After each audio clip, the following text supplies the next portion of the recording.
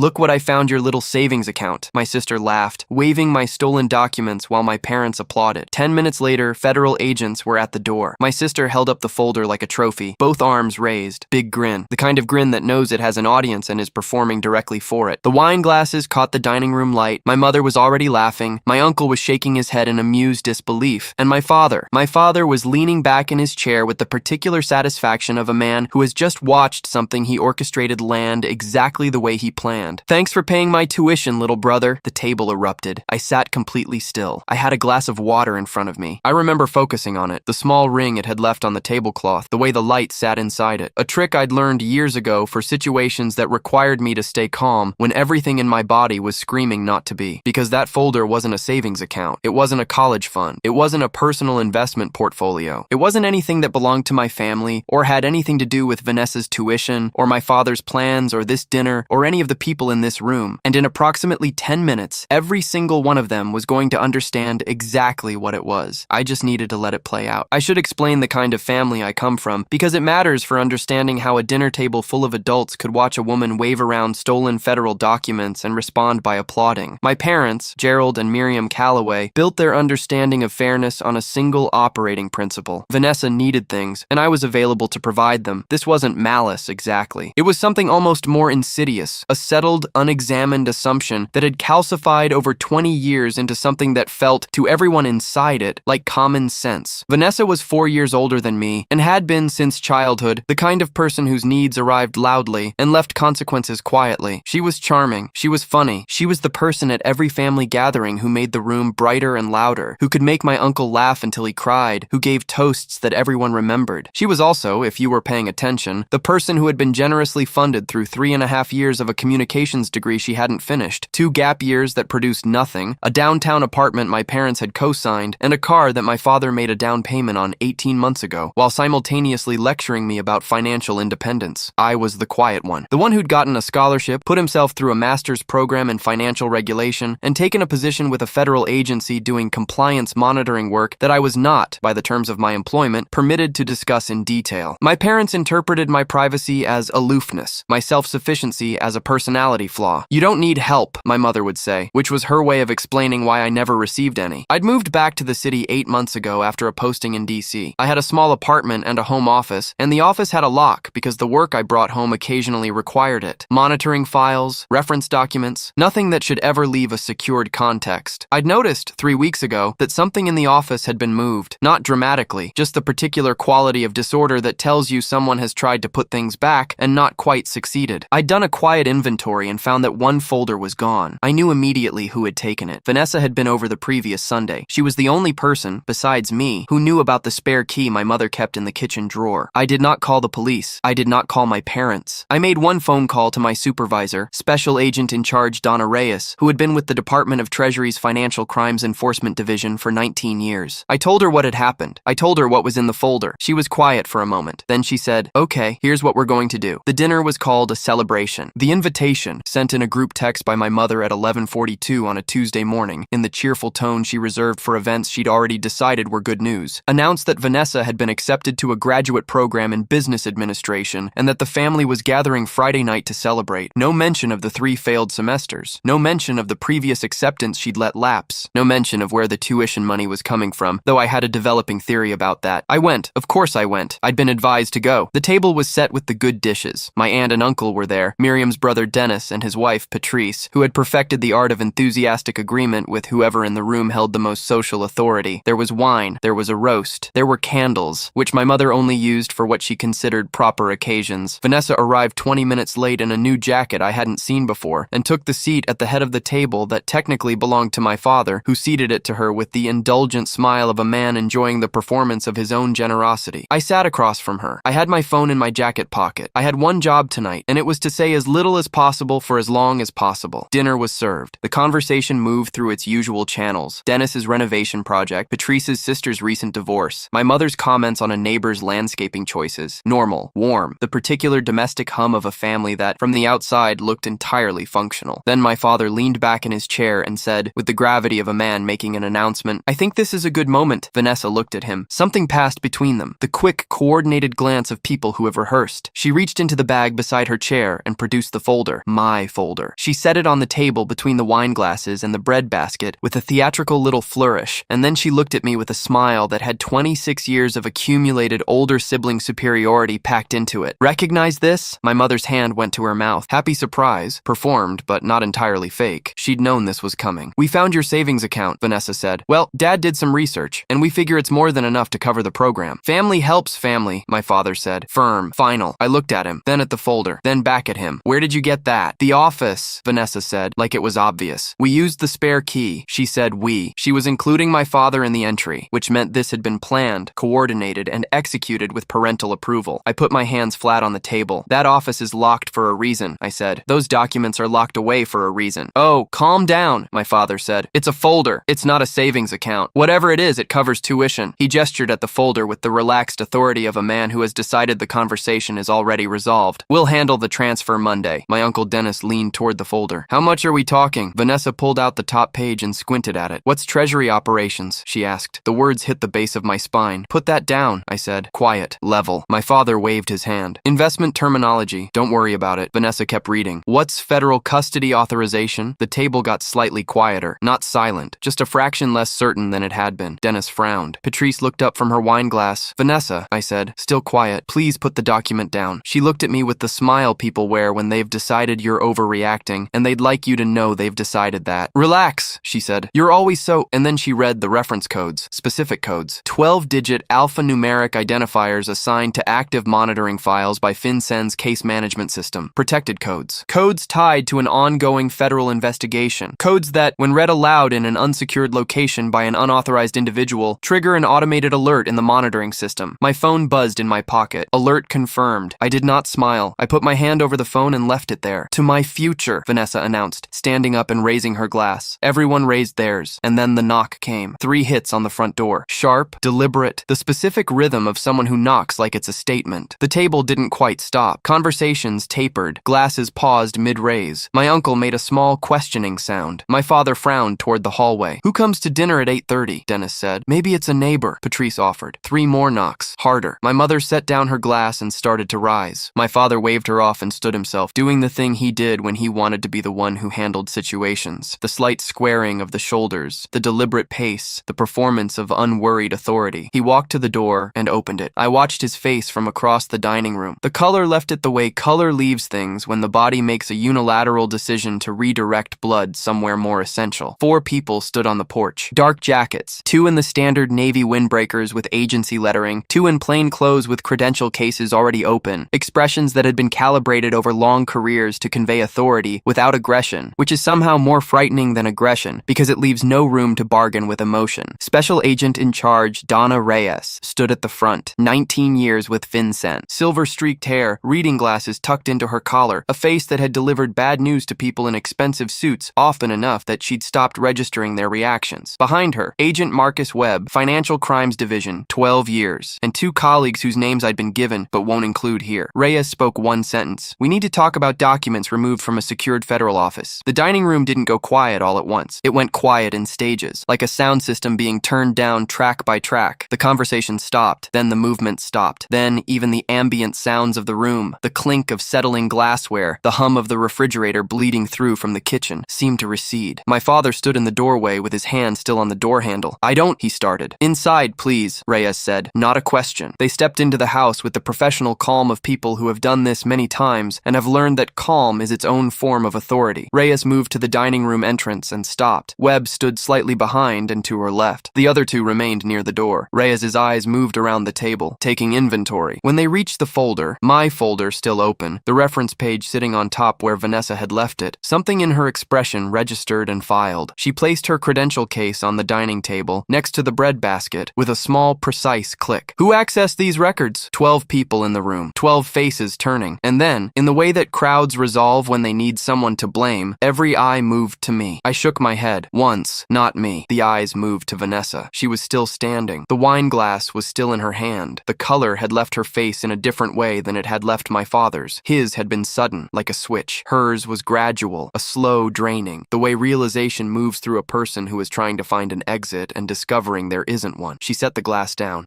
Ma'am, Reyes said. Her voice hadn't changed at all. I'll ask one more time. Who accessed these records and removed them from the the secured office at 4400 Meridian Avenue. Vanessa looked at my father. My father looked at the floor. The silence in the room had a texture now. The particular texture of a space where the social architecture has collapsed and nobody has figured out yet what to replace it with. My uncle Dennis had his hands flat on the table. Patrice was absolutely still. My mother's face had gone through shock and arrived somewhere that looked from the outside like a very quiet and very private kind of grief. Agent Webb moved to the table and with gloved hands carefully closed the folder and placed it in an evidence bag he'd produced from his jacket. The documents were removed on Sunday the 14th, Reyes said. We have keycard access logs from the building, security footage from the hallway, and a monitored alert that was triggered tonight when protected reference codes were read aloud in an unsecured location. She looked at Vanessa, then at my father. I'd strongly recommend that both of you contact attorneys before saying anything further. My father opened his mouth. Gerald. My mother's voice, flat and final. The voice she used when she was done. He closed his mouth. I leaned back in my chair. I folded my hands in my lap, and I looked at my sister across the table, across the wine glasses and the good dishes and the candles my mother had lit for a celebration, and I said very quietly, "Go ahead, Vanessa. Tell them about the spare key." What followed was not fast. Nothing involving federal agencies ever is. That's the thing movies get wrong. They make it dramatic and rapid, all raised voices and handcuffs. The reality is slower and, in its own way, more devastating. Its forms and procedures and the methodical disassembly of an evening that was supposed to be a celebration. Reyes separated my father and Vanessa into different rooms within 20 minutes. Webb took statements from the remaining family members at the table, working through them one at a time with a recorder and a legal pad. My Aunt Patrice, I noticed, answered every question in a tone that made clear she was fully committed to having seen nothing, known nothing, and having opinions about nothing. Smart woman. Dennis tried, at one point, to take charge of the situation, to be helpful and authoritative in the way he was at family gatherings, the designated handler of problems. Webb looked at him with the patient, practiced expression of a man who encounters this response approximately 4 times a week, and said, gently but conclusively, "Sir, I need you to wait." Dennis sat back down. I was interviewed last in the kitchen by Reyes herself. She asked me to walk through the timeline from when I first noticed the folder was missing. I did. She asked about the spare key, the access, the sequence of events that led to this evening. I answered everything. At the end, she looked at me for a moment. "You could have called us the day you noticed," she said. It wasn't quite an accusation, more of an observation. "Yes," I said. "Why didn't you?" I thought about that, about the years of dinners and the decisions my parents had always made about what I was and what I was for, about Vanessa's face in the moment before she read the codes, so completely, catastrophically certain that she had won something. I needed them to understand what they'd actually done, I said. Not be told. Understand. Reyes looked at me for another moment. Then she made a note on her legal pad and closed it. "We'll be in touch," she said. The charges, when they came, took 11 days to formalize. Vanessa was charged under 18 U.S.C. paragraph 1030, unauthorized access to protected federal records, and a secondary charge related to the removal of documents from a secured government facility. My father was charged as a co-conspirator. The evidence showed, through phone records and text messages obtained via warrant, that he had directed the entry and been aware of the nature of the documents. He had known they were from a federal office. He had decided that didn't matter. My mother was not charged. I'd like to say that was a relief, but what I actually felt was more complicated than that. Something flatter and colder that I didn't have a clean name for. The family's attorney, a civil litigator named Robert Granger, who had handled my father's business disputes for years and was, it became immediately clear, entirely out of his depth in a federal criminal matter, managed to reach me by phone 9 days after the dinner. He spent 4 minutes explaining that the family hoped this could be resolved quietly and that surely there was a way to... I let him finish. Then I said, "Robert, I didn't file the charges. The Department of Treasury did. You should be talking to the assistant U.S. attorney assigned to the case, not me." He was quiet. "Who is that?" he asked. "I'd start with the FinCEN liaison office," I said. "They'll direct you." I hung up. Vanessa's attorney, a federal defense lawyer named Patricia Chung, who was actually competent, which I respected, reached a plea arrangement 4 months later. Vanessa pleaded to the access charge, 18 months probation, community service, a fine, and a permanent federal record that would follow her through every background check for the rest of her life. My father's situation was more complicated, as situations involving words like conspiracy and federal documents tend to be. The process moved through the system the way those processes do, slowly, expensively, with a toll on everything around it. He retained his own attorney, a man who billed at rates that started rapidly dismantling the finances my father had spent his career assembling. The graduate program rescinded Vanessa's acceptance when the charges became public record. This was automatic. Their policy on applicants with pending federal criminal matters was clear and had been for years. The apartment, the new jacket, the planned shopping trips, the car my father was going to help her buy. Gone. Just like that. I heard about most of this secondhand, through my mother, who called me twice during those months. The calls were short and strange. She didn't apologize exactly, but she didn't defend anyone either. She mostly asked how I was doing in the careful, slightly formal tone of a person who is relearning how to talk to someone they thought they knew. I told her I was fine. I was, mostly. I'd changed the lock on the office. I'd changed the spare key location. Small adjustments. Practical ones. 8 months after the dinner, I drove past my parents' house on the way to something else and slowed without planning to. The lights were on in the living room. Through the front window, I could see the blue flicker of the television and the shape of my mother in her chair. The dining room was dark. The good dishes were presumably back in the cabinet. I thought about that table. All those faces, lit up and laughing, absolutely certain they'd outmaneuvered me. The folder passing around like a party favor. Vanessa standing up with her glass raised. To my future. I pulled back onto the road. There's a version of this story where I feel satisfied about how it ended. Clean vindication, justice delivered, the scales balanced. And part of me does feel that. Part of me thinks about Ray as placing her credentials on the dinner table next to the bread basket and feels something that isn't quite satisfaction, but is adjacent to it. But the larger part of me just feels the weight of what it cost. Not money, not time, not the professional complications of having federal documents removed from my office. The other cost, the one you can't invoice, the kind that shows up at 2 a.m. when you're lying in a quiet apartment thinking about the family you were supposed to have versus the family you actually have and trying to figure out if there's any version of the future where those two things eventually converge. I don't know the answer to that yet. What I know is this. They looked at me and saw someone they could use. Someone without edges. Someone who would absorb whatever they decided to take and say nothing and stay at the table and keep coming to the dinners. They were wrong about that. They'd been wrong about it for a long time. The difference is that now they know it too. That's not nothing. It's not everything, but it's not nothing. And sometimes, most times actually, that has to be enough.